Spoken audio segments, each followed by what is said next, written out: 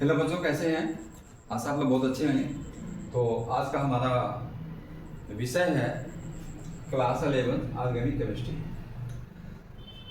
तो इसके पहले पिछले वीडियो में एक क्वेश्चन है IIT 2024 का था। तो उसको साल में जब किया गया तो उसका आंसर आया था, वो IUPAC सिस्टम से था। उसकी नाम बतानी थी।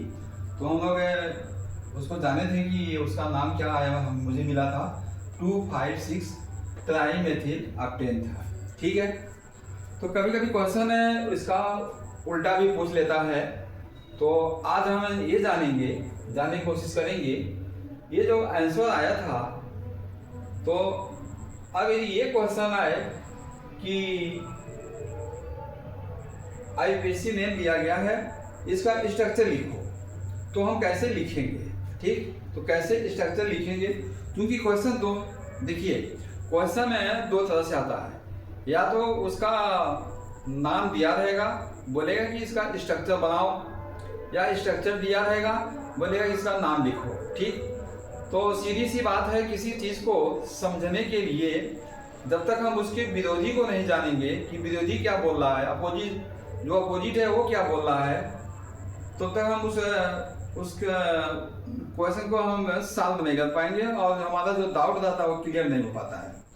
तो डाउट क्लियर करने के लिए आज हम उल्टा चलेंगे। ये जो आंसर आया है इसका रिएक्शन लिखना है।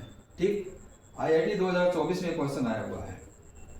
तो आप लोग तैयार रहिए और वीडियो को एक लाइक कर दीजिए, सब्सक्राइब कर दीजिए, और यदि पसंद आती है तो शेयर करिएगा। ठीक है, नहीं तो कमेंट में जरूर लिखिएगा। तो आइए देखते हैं कि हमारा है। तो इसको लिखी शुरुआत करने के लिए हम क्या करते हैं, हमें जो राइट साइड में जो वर्ड है, ये तीन वर्ड को पकड़ते हैं। ANE है, या ENE, या YNE। तो तीन वर्ड रहेगा इसमें, या तो ANE रहेगा, या ENE रहेगा, या YNE रहेगा। तो यह हमको ये बताता है यदि ANE है तो बताया ये सिंगल बॉन्ड वाला है। टोटल जितने हैं इसमें सब सिंगल बॉन्ड वाले हैं। ठीक, यदि ENE है तो ये बताता है डबल बॉन्ड वाले हैं। डबल बॉन्ड एक भी हो सकता है, दो भी हो सकता है, तीन भी हो सकता है। यदि YNE है तो इसमें पक्का है ट्रिपल बॉन्ड होगा। ट्रिपल बॉन्ड कहीं कहीं जरूर होगा। तो हमारा क्लियर हो गया। तो हमारा तो ANE, तो जो भी रहेगा ANE रहेगा। तो हम ये क्या है, अक्ट किसको बोलते हैं? जिसमें 8 कार्बन होते हैं। 8 कार्बन वाले को अक्ट बोलते हैं। 1 कार्बन वाले को मेथ, 2 कार्बन वाले को एथ, 3 कार्बन वाले को प्रोप, 4 कार्बन वाले को ब्यूट, इस तरह से बोलते हैं। तो ये हो गया मेरा। ऐसे ऐसे जब हम यहाँ पे आते हैं अक्ट, तो अक्ट का मतलब होता है 8 कार्बन वाला। ये यहाँ पे दिया N, यानी सिंगल बॉन्ड वाला। जितने 8 कार्बन हैं उनके बीच में सिंगल बॉन्ड ही रहेगा। आइए देखते हैं, जितने 8 कार्बन हैं उनके बीच में सिंगल बॉन्ड रहेगा।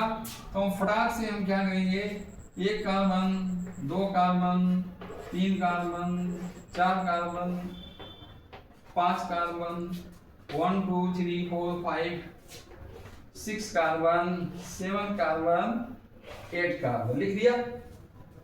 अच्छा, अब एक कार्बन की संयोजकता कितनी होती है? 4 होती है। और चूंकि ये 10 है तो हर जगह क्या रहेगा, डबल सिंगल बॉन्ड रहेगा।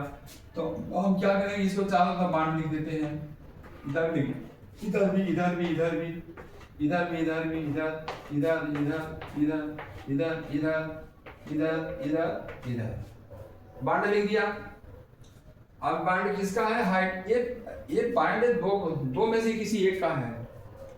या तो हाइड्रोजन का है, या तो मेथिल, एथिल, यानी YNE वाले का है, YNE वाले का है। अब Y, तो ये भी हम जान रहे Y, अभी हम जाने हैं INE, ENE, YNE। अब हम जानेंगे YNE क्या होती है। YNE क्या होती है? तो पहले इसको हम कंप्लीट करें।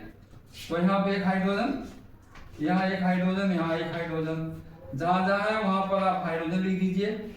यहाँ भी हाइड्रोजन हो गया, यहाँ भी हाइड्रोजन, यहाँ भी हाइड्रोजन, यहाँ भी हाइड्रोजन, यहाँ भी हाइड्रोजन, यहाँ हाइड्रोजन, यहाँ। इस तरह से जहाँ जहाँ है वहाँ वहाँ मार्क उनके हाइड्रोजन को सेट कर देंगे। हमारा ये हो गया हाइड्रोजन, ये हो गया। अब देखिए, अब जो हमारा अल्केन है, अल्केन का जनरल फार्मूला होता है CnH2n+2 होता है। तो इसमें कार्बन कितने हैं? 8। तो कार्बन हो गया 8, तो हाइड्रोजन कितने हो जाएगा? 8 दूना 16, n की जगह पर 8, 8 दूना 16, 2 18, ये 18 का हाइड्रोजन हो गया। अब हम काउंटिंग करते हैं, 1 2 3 4 5 6 7 8 हो गया, 9 10 11 12 13 14 15 16, ये 17 और 18 हाइड्रोजन हो गया। ये हमारा हाइड्रोजन हो गया। ठीक, इसका नंबरिंग करते हैं। नंबरिंग के लिए चाहे इधर से करिए और चाहे इधर से करिए, लेकिन सीधा हमारा इधर से ही पड़ता है। तो यहाँ पे लिख दीजिए 1, यहाँ पे 2, यहाँ 3, यहाँ 4, यहाँ 5, ये 6 7 8 नंबरिंग हो गया मेरा। अब ये जो है हमारा क्या बन गया है? ऑक्टेन। ये बना है ऑक्टेन और नंबरिंग भी हो गई। तो अब ये कह रहा है 2,5,6 ट्राइमेथिल। अब हम जानेंगे मेथिल क्या होती है। अब हम जानेंगे मेथिल क्या होती है। मेथिल जो बनती है वो हमेशा हमारी अल्केन से ही बनता है। मेथिल बनता है तो किससे बनता है? अल्केन से बनता है। तो अल्केन हमारा क्या है, कब बनता है? जब एक हाइड्रोजन यहाँ से माइनस हो जाता है। अब ये माइनस एक हाइड्रोजन हो गया तो 2 में से -1 जाएगा, क्या हो जाएगा? 1 हो जाएगा। तो हमारा फार्मूला क्या बनेगा? CnH2n+1। ये हमारा क्या बनता है? Methyl, METHYLE, methyl. और यदि YNE आयन रहेगा, यदि आयन रहेगा YNE, तो ये मेथिल नहीं बनेगा। ये तो दिया है मेथिल, देखिए METHYLE। जब मेथिल बोला है, मेथ मीन्स क्या होता है? एक कार्बन वाला। यदि यहाँ पे एथिल रहता तो 2 कार्बन वाला, तो 2 कार्बन, अब एक कार्बन वाला। इसका फार्मूला क्या बनेगा? CnH2n+1। n कितनी है? n कितनी है हमारी? n जो है 1 है। तो ये कार्बन हो गया और 2 1 3 हाइड्रोजन हो गया। तो क्या बन गया हमारा मेथिल का? CH3। इसको ऐसे लिखते हैं हम, ये आपका C हो गया, ये H हो गया, ये H हो गया, ये H हो गया, ये खाली हो गया। ठीक, अब यही जो खाली है, या इसे यहाँ में खाली करिए, इसको हम यहाँ ऊपर खाली कर देते हैं। यही जो खाली है ये हाइड्रोजन की जगह पर ऐड हो जाएगा। ये हाइड्रोजन की जगह पर ऐड हो, क्यों? क्योंकि ये क्या है? मेथिल है। ये मेथिल कहाँ से बना है? किससे बनता है? अल्केन से बनता है। तो आइए इसको देखते हैं हम।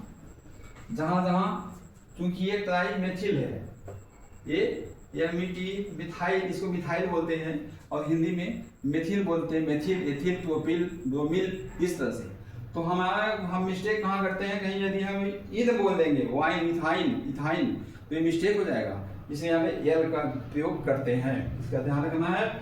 तो आइए हम नंबरिंग के हिसाब से देखते हैं क्या हमारा बनता है। नंबरिंग के हिसाब से किस नंबर पे? 2 नंबर पे मेथिल है।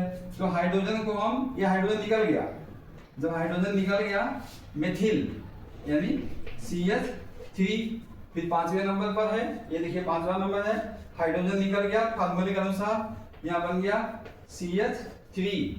और 6ठे नंबर पर है, ये बन गया CH3। अब हमारा हो गया 2,5,6 ट्राई मिथाइल ऑक्टेन। ये हो गया, यही हमारा क्वेश्चन है। IIT 2024 में जो क्वेश्चन आया हुआ था, ये हमारा क्वेश्चन था।